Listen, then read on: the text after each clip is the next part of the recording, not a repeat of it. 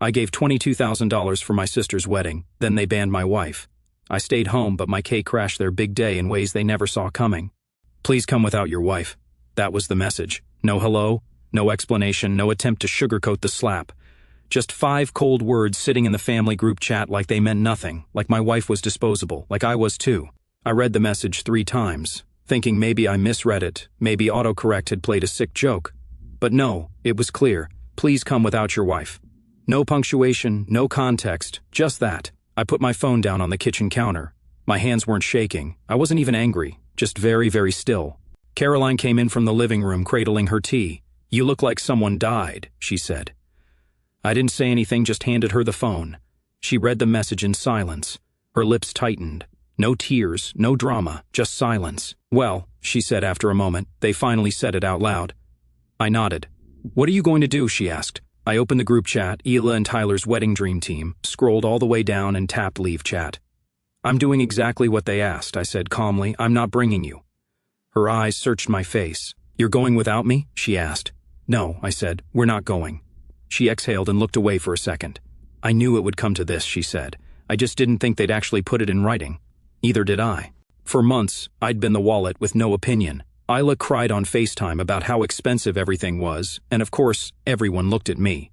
"You've always been the responsible one," Mom said. "She's your sister," Dad added. "She's never asked for anything before." They all lied. So I paid for the venue, the flowers, the photo booth, the charcuterie wall, even the cake, especially the cake. 7 tiers, custom, imported icing, the kind of cake that costs more than rent. They took my money with smiles on their faces and then told me my wife wasn't welcome. For what? Because she doesn't laugh at Hila's jokes? Because she doesn't play the fake perfect daughter-in-law game? Because she once asked Tyler, "Do you even like Hila, or are you just afraid of her?" At a dinner party? Yeah, that one probably did it. But Caroline never said a word. She just stood there, holding the phone, her jaw clenched, eyes dry. She looked at me, really looked. "I knew you'd pick me," she said, "but it still hurts." I nodded. "Well, we'll stay home then," I said. I smiled. "But I'm still contributing to the wedding." She raised an eyebrow. "You already gave them 22 grand, she said. "I did," I said, "but there's one item I quietly revised." The wedding happened. Oh, it happened. It was glamorous, Instagram ready, platinum accents, live quartet. Guests dressed in cream and blush tones like it was a Vogue spread. Isla beamed in every photo. Tyler looked appropriately miserable. My parents smiled like they'd raised royalty. Everything was perfect, until the moment the waiter rolled in the cake. And that's when it started, the calls. 1, then 3, then 20, then 75 missed calls. All in the span of 2 hours. From Mom, from Hila, from Tyler, even Aunt Martha, who once called me cheap for bringing store-bought wine to Christmas. I didn't pick up. I just sat on the couch, poured myself a drink, clinked it lightly against Caroline's glass and said, "Happy wedding day, Hila." $22,000, I muttered, scrolling through my banking app again. Caroline looked up from her laptop. "Still checking?" she asked. I turned the screen toward her, just making sure I actually paid for all this delusion. The final invoice from Lashto Weddings and Events was still sitting in my inbox, $22,480. That didn't include the extra $350 for the emergency pie rescheduling or the veil styling technician Isla had to have, because the first one gave off discount energy. I had paid for everything, and the deeper I thought about it, the more furious I got. Not because of the money, but because of how easy it was for them to take it. It didn't start with the wedding. No, this started years ago, the moment I got a decent job after college. My parents slid me into the responsible one category, which in our family meant banker, fixer, therapist, mover, accountant, and sometimes babysitter. And Hila? Hila was the sensitive one, which meant manipulator, professional victim, and black belt in crocodile tears. "You're the stable one," Mom always said, like it was a compliment. "Hila's not built like you," Dad added. "She's more emotional." Right, emotional. Like the time she crashed her car texting and driving, then blamed the sun glare, and I paid for the deductible. Or when she got fired for creative differences, and I helped her through the rough patch, meaning I covered her rent for 4 months. Or when she decided she wanted to start her own business, which meant I built her Etsy page and bought her overpriced hand-glued wine glasses for inventory. Every time she failed, I was the safety net. And every time I helped, she failed harder. And Caroline? She saw it from day one. "They don't respect you," she told me one night after Hila had sent me a Venmo request, labeled just a little emergency. "She's family," I said. "It's not a big deal." Caroline looked at me like I'd grown a second head. It's not a big deal this time. It's never a big deal until you wake up and realize you're broke and alone. She wasn't wrong, but she was patient. God, she was patient. She smiled through every dinner where my mother made passive-aggressive comments about her outfit. She endured Hila's fake smile insults like, "You're so lucky he doesn't care about status," or, "It's cute how low-key you are." She held my hand under the table while Dad made another speech about how we all need to be there for Hila during this transition in her life. Caroline never once lashed out, never caused a scene, never gave them what they wanted, because they wanted her to lose it, to give them a reason to hate her publicly. But she didn't. So they got more creative. When the wedding planning started, I was accidentally left out of most conversations. Hila always sent messages like, "Oh, sorry, we figured you were busy with work, so we just made a few quick decisions." Quick decisions that cost me thousands.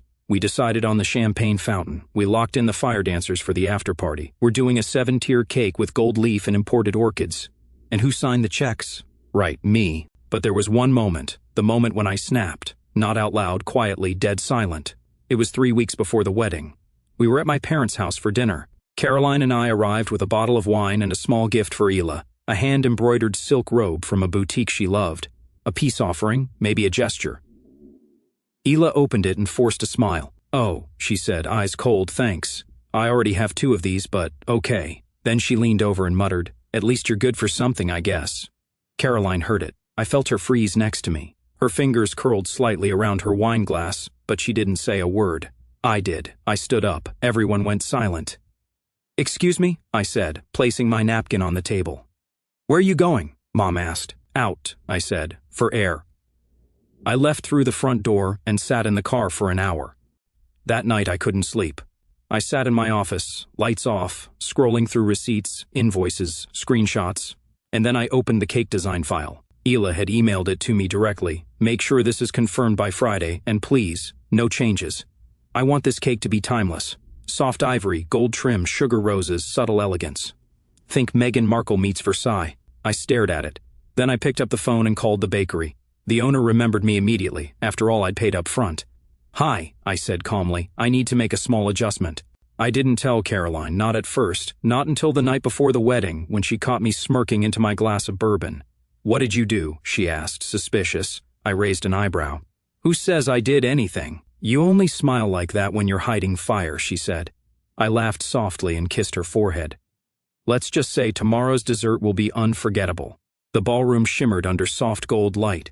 Hila's dress glowed under chandeliers like it was stitched from stars. Tyler smiled his dead-eyed smile. Champagne sparkled. Strings played. Phones filmed. It was perfect. Too perfect. And now, ladies and gentlemen, the MC boomed, the moment you've all been waiting for, Hila and Tyler's wedding cake. The crowd erupted in applause. Phones lifted. Guests leaned forward with performative excitement. Hila's eyes widened, her hands clasped like a little girl on Christmas morning. The lights dimmed. Romantic music started playing, some dreamy acoustic cover of Can't Help Falling in Love. Then the fog began. Actual fog. Dry ice hissed from behind the doors as 2 servers in tuxedos wheeled out a massive 3-tiered cake. Gold filigree, ivory roses, the initials L and T embossed in sugar pearls. Gasps, applause, a few O's. Even Tyler looked impressed. Hila was glowing. The cake rolled to center stage. Spotlights hit it. The MC grinned. "Let's hear it for this masterpiece." Hila took Tyler's hand, stepped forward with her perfect knife, and just as she reached for the first cut, crack, the middle tier of the cake split. Boom, the top collapsed sideways, and then, pop. From inside the cake exploded a figure, a clown. Not just any clown, a clown in a wedding dress. Full veil, red nose, white gloves, lipstick smeared into a smile too wide. On her chest, a laminated sign, Miss Perfect. The room went silent. Then, boing. 2 plastic yellow chickens on springs launched from either side of the cake, flapping in midair like rubber nightmares. The clown stood tall, arms wide like she was on Broadway, then bowed deep. She released a burst of white feathers into the air from her bouquet. A cake bouquet with a pink ribbon that read Zilla Special. Hila's mouth hung open like a broken hinge. The clown took a mic from somewhere deep in the cake, of course she had a mic, and spoke in the sweetest voice imaginable, special delivery for the bride. "The show must go on." Laughter burst out. Some guests screamed, others clapped instinctively, thinking it was a stunt. Someone yelled, "Is this part of it?" Hila didn't move. Tyler stepped back. "What is this?" My mom rushed toward the clown. "Get out of here. This is a wedding, not a circus." The clown waved cheerfully. "Oh, honey, this is the circus. You're just late to the tent." Then she turned to Hila, bowed again, and whispered loud enough for the front row to hear, "You ordered perfection. We brought the reflection." Hila broke. She screamed, "Get her out of here. This isn't funny. Who did this?" But the clown had already started moonwalking toward the exit. As she reached the back, she turned, winked at the nearest phone camera, and said with a giant grin, "Bye, Hila. You're the star now." Then she vanished through the fog, and somewhere on the internet a hashtag was born. #clowncake, trending by midnight. I didn't even have to turn on the news. Caroline showed me everything from the guests' live streams. The moment the clown popped out, Caroline nearly choked on her wine. When the chickens flew, she fell off the couch, and when the feathers hit the ceiling, she wiped a tear and whispered, "You're an absolute artist." I raised my glass and toasted the screen. Happy wedding day, Hila. The day after the wedding was silent, too silent. I woke up to the light hitting my face just right and the aroma of coffee drifting in from the kitchen. For a moment, it felt like any other Sunday, until I checked my phone. 143 missed calls. Group chats were renamed to things like, "This isn't funny, you went too far, you're dead to us." There were voicemails from my mom, from Hila, from relatives I hadn't heard from in years. And then there were the texts. "How could you do this to your own sister? That cruel prank of yours wrecked everything. You humiliated our entire family. Mom's crying. Hila's not eating. Hope you're happy now, clown boy." I scrolled, sipping my coffee. Caroline walked in, robe tied loose, still half asleep. "Anything fun this morning?" she asked. I handed her the phone. She read 3 texts, then passed it back. "Wow," she said, "you really broke them." That afternoon there was a knock on our door. Not timid, not polite, aggressive. I opened it to find my mother standing there, wearing sunglasses like a celebrity trying to avoid paparazzi, and behind her, my dad, who looked like he hadn't slept. I said nothing. "We need to talk," she snapped, pushing past me into the house. Dad followed, sighing deeply, like he already regretted everything. Caroline stayed in the kitchen. She knew better than to get involved. My mom stood in the middle of the living room, turned to me, and hissed, "You ruined your sister's wedding." "She ruined my marriage first," I said evenly, and tried to pretend it didn't count. "Don't be dramatic," she scoffed. "It was just one message that said, 'Don't bring your wife.'" Silence. "You humiliated her in front of 200 people. There was a clown." "Yes," I said, there was. "She hasn't left her room in 24 hours, Dad added, as if that meant anything to me. "She might be traumatized," Mom said. "There are videos of it everywhere." "Oh, I've seen them," I said. "People seem to really enjoy the chicken launch." Mom's eyes narrowed. "You think this is funny?" "I think it's poetic." She lost it. "You're a bitter, resentful little boy who can't stand seeing his sister happy." I stood. "And you're a mother who trained her daughter to believe that love means control and that money means silence." Dad stepped forward. "That's enough." "No," I said, "we're just getting started." They tried to cut me off, but I kept going. "All my life, I've paid quietly because that's what you raised me to do, shut up and be useful. I watched Hila tear down everything I cared about, and you said nothing. You just smiled and called it family." My voice was steady, ice cold. Now it's my turn to smile. Mom looked like she might scream. Instead, she turned on her heel. "You're no longer part of this family." She stormed out. Dad hesitated, looked at me. "I didn't know about the message," he said quietly. "But you didn't stop it either," I replied. He nodded once and followed her out. The door closed. Silence again. By Monday, the wedding clown video had 2,300,000 views on TikTok. By Tuesday, there were remixes. By Wednesday, BuzzFeed ran a piece, "Bride gets clowned at own wedding," literally. Hila disabled all her accounts. Tyler moved out of the honeymoon suite early. Some said he went to stay with his cousin, others claimed he left the city entirely. I didn't care. I was finally sleeping again. The twist came on Friday. I was out running errands when Caroline called me. "Babe," she said, voice low, "you need to come home now." I rushed back. She was in the kitchen holding a manila envelope. This came, hand-delivered, no return address. I opened it. Inside was a single piece of paper, printed in bold. "You thought you were the only one she used." Attached, with a paper clip, was a USB drive. I plugged it into my laptop. It contained one folder. Inside, screenshots, bank transfers, text messages, audio recordings, all between Hila and our cousin Jordan. Turns out, my clown cake was not the only performance she starred in. She had 2 weddings planned. Mine, the public one. Jordan's, the secret. He'd been funding her second life for nearly 6 months. Their last conversation, the night before the wedding, "Hila, don't worry baby, this is just optics. I just need that ring for the prenup. Once I've got that, it's over. Jordan, you swear? Hila, you think I'd ever love someone like Tyler? I sat back in the chair. Caroline stared at the screen, then looked at me. Do we send this to Tyler? I didn't answer at first, then I smiled. No, I said, we deliver it with a bow. I didn't sleep that night, not because I was anxious, not because I felt guilty, but because I had never felt so awake. I sat at my desk, the USB drive still plugged into the laptop, the folder of screenshots and text logs open in front of me. The words echoed in my head like a war drum. You thought you were the only one she used. Hila. Of course it was Hila. If anyone could cheat on the truth itself, it was her. She didn't just take my money, she took his. Jordan, our cousin, another fool with a savior complex and a bank account just big enough to fund Hila's alternate wedding. The messages made it clear she'd played him for months, told him the public ceremony was optics, told him she was just going through the motions, and promised she'd end it after she got the ring and prenup. She married Tyler, but she loved his money and ruined things with Jordan. The sun was rising when I got up. I made coffee, toasted a bagel. Caroline came down the stairs in an oversized t-shirt and gave me a sleepy kiss on the cheek. You look terrifyingly calm, she said. I feel fantastic. You're glowing like a villain mid-monologue. I handed her the stack of printed files. She read 3 pages, looked up and whispered, "Oh my God." "We're not mailing it," I said. "We're delivering it." Tyler wasn't at his apartment. He hadn't been back since the wedding. But my cousin Brian said he'd seen him at the gym.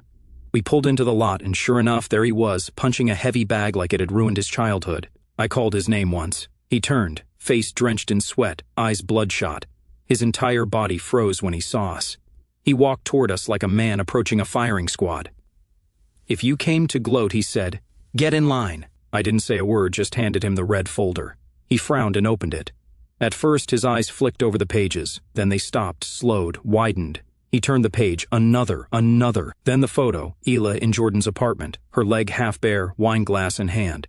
His hand started to shake. "She told me she needed a stable future," he said. "No," I said, "she needed a funding plan." He sat down on a bench, folder in lap, and covered his face with one hand. "She said I was the first man she ever really trusted." I sat next to him. "She says that to whichever man signs the checks." He didn't cry. I could tell he wanted to, but he didn't. Instead, he whispered, "She's a black hole. She eats good things and spits out lies." I nodded. "She almost got all of us." He looked at me and said something I didn't expect, "Thank you." We shook hands, and I walked away. That night, Caroline and I made pasta. We opened a bottle of wine we'd been saving since last year. We laughed, and we let the world burn without us. By morning, Bridezilla Clown Cake had passed 4 million views. Clips were being used in memes. Someone auto-tuned the clown's line, "You ordered perfection." We brought the reflection into a song. It hit Spotify's top viral. Hila had vanished from social media. Jordan deleted his entire account. But the internet remembers. Screenshots, hashtags, reaction videos. She became a cautionary tale. Days later, my parents called. I didn't answer. Then came the email. "Whatever was between you and Hila, you took it too far. You've disgraced this family." I replied with one sentence. I didn't disgrace this family. I documented it. Blocked. Simple. Done. A week passed. Then a letter, no return address. Inside, a crumpled thank you card, written in Hila's handwriting. The words looked like they'd been scratched out of her soul. "You were always better than me. That's why I hated you. You never wanted anything from anyone. You just wanted to be left alone, and we couldn't even give you that. You won. I hope it was worth it." I read it once, then again. Caroline walked in and saw me holding it. "Is it an apology?" she asked. "No," I said. "It's a confession, but not the kind that heals anything." I didn't respond. I framed it instead, hung it in my office, not out of pride, but as a reminder, never again. It's been 2 months. Caroline and I are flying to Portugal next week. Our first real vacation. No obligations, no fake invitations, no sister begging for handouts. I changed my number, deleted the family chat, started therapy. And something strange happened. People, distant relatives, even old high school friends, started messaging me privately. "I wish I had the guts to do what you did. You were right to walk away." That clown cake was iconic. It became more than a moment. It became a line in the sand, a declaration, no more.